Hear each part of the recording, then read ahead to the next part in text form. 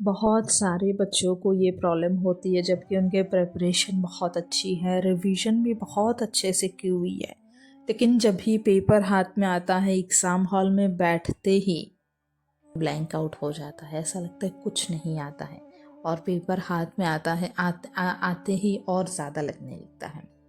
तो ये एक्चुअल में होता क्यों है? तो ये दरअसल एग्ज़ाम के टाइम पे हमारे बॉडी में जो स्ट्रेस होता है उस स्ट्रेस का एक रिस्पॉन्स है।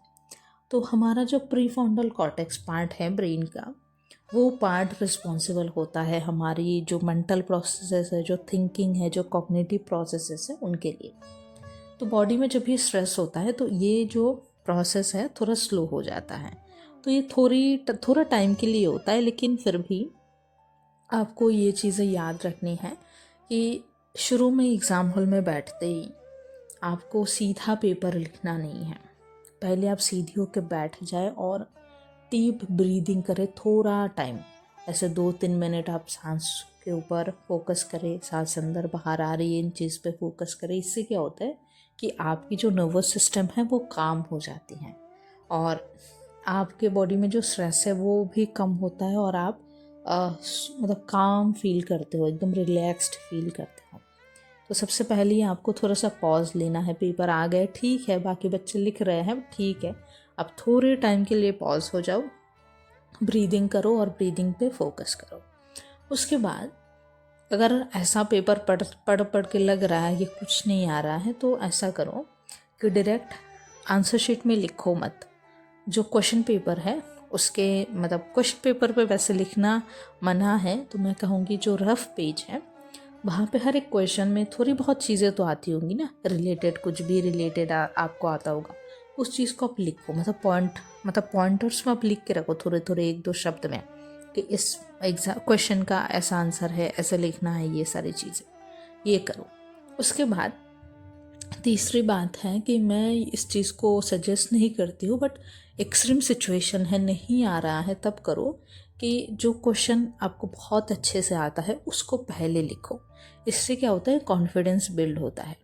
बट मेरा सजेशन आपसे रहेगा कि आप पहले आंसर्स को फ्रेम करो, 2-3 क्वेश्चन को आंसर को फ्रेम करो और उसके बाद सीरियली लिखो। इससे क्या होता है, पेपर आपका नीट एंड क्लीन दिखता है और जो चेक करने वाला होता है, जो एग्जामिनर होते हैं, उनको दिखने में अच्छा लगता है क्योंकि क्वेश्चन सारे सीरियली होते हैं। तो उनके लिए अगर इजी रहेगा काम करना तो वो लोग खुश होकर आपको नंबर देंगे। तो मेरा सजेशन ये रहता है।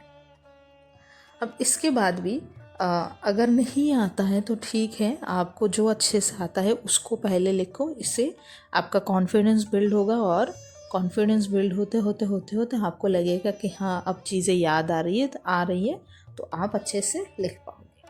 और चौथी बात, टाइम को अच्छे से मैनेज करो। आपके पेपर में सेक्शन दिया रहता है तो पहले ही देख लो कौन सा सेक्शन को आपको कितने टाइम के अंदर करना है। इससे क्या होगा कि जब आप सेक्शन में टाइम को डिवाइड कर लोगे आपको स्ट्रेस नहीं होगा, और स्ट्रेस होने से ही दिमाग का वो जो पार्ट है जो थिंकिंग के लिए रिस्पॉन्सिबल है वो स्लो होता है और दिमाग ब्लैंक होता है।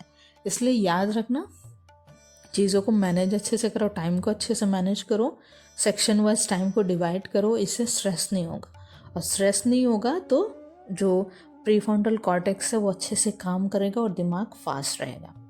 तो यही कुछ बात है। और एक और लास्ट में बात है, ये एक पर्सनल एडवाइस है, बट आप अगर मतलब नहीं करो तो वो आपकी श्रद्धा है। और ये आप किसी भी रिलीजन से हो, आप जिस भी गॉड में मानते हो, आप कोशिश करो एग्ज़ाम हॉल में जाने से पहले आप उनको याद करो। उनकी कोई मंत्र है जिसको आप जप करते हो तो उनको याद करो, वो मंत्र आप जपो। जैसे मैं हनुमान जी को मानती हूँ तो मैं एग्ज़ाम के पहले हनुमान चालीसा का पाठ करती हूँ। और एग्ज़ाम के पहले नहीं, मतलब हर दिन मैं ऑफिस जाने के टाइम पे भी, फिर मैं जब भी कोई नया काम कुछ भी करती हूँ तो मैं उनको याद करते हुए चालीसा का पाठ करती हूँ। तो ऐसे ही आप जिनको भी मानते हो उनको याद करो, उनसे ब्लेसिंग सीख करो और सरेंडर करो कि प्रभु मैं आपकी हूँ, आप मेरे ऊपर अपना कृपा बनाए रखना। इस तरीके से ब्लेसिंग सीख करो और उन पर विश्वास रखो कि वो आपको देख रहे हैं और हेल्प करेंगे।